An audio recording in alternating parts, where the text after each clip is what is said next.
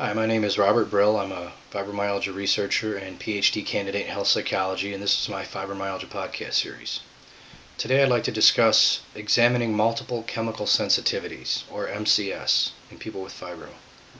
Many people suffering from chronic illness also suffer from MCS, especially fibro.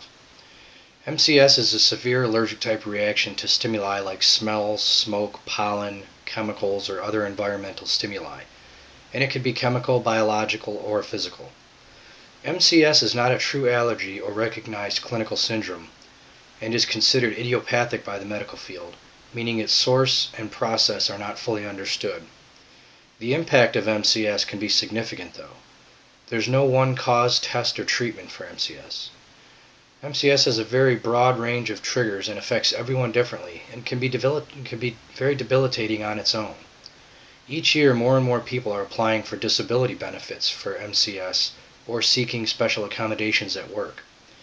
Often, identification and treatment are ineffective or inappropriate, making sufferers feel as though they cannot leave their house, further perpetuating the feeling of isolation. Symptoms of MCS are almost endless, but the common offenders are nausea, fatigue, diarrhea, cognitive issues, rashes, pain, vertigo, or lightheadedness, and many, many more. MCS is often an invisible offender, making the condition complex, frustrating, and difficult to live with. Often clinicians do not recognize or understand MCS and may dismiss all the conditions altogether, further discouraging the patient. Being hypersensitized to common stimuli found in the environment is a real but often seamless and plausible condition. A typical allergic reaction is the cause of an immune system response to a stimuli. An MCS reaction is a multilateral response to numerous environmental triggers. The part of the body that becomes involved with MCS is the mast cells and the IgE antibodies, which become sensitized to stimuli. I speculate that the cause is an immune response to environmental triggers or immune system dysregulation, and I wouldn't rule out the possibility that your mental health can exacerbate the condition, meaning adding anxiety or depression to your MCS may make your symptoms worse. Dr. Theron Randolph suggested that it was that human failure to adapt to modern-day synthetic chemicals had resulted in a new form of sensitivity to these substances. Finding a clinical ecologist may help you.